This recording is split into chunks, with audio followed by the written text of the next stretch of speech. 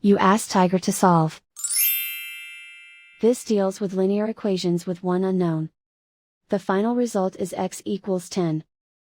Let's solve it step by step. Group all constants on the right side of the equation. Add 14 to both sides. Simplify the arithmetic.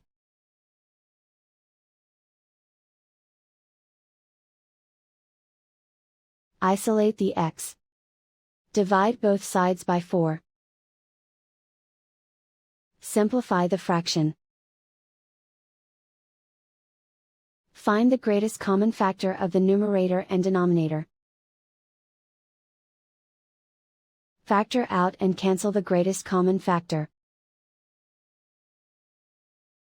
And so the final result is x equals 10.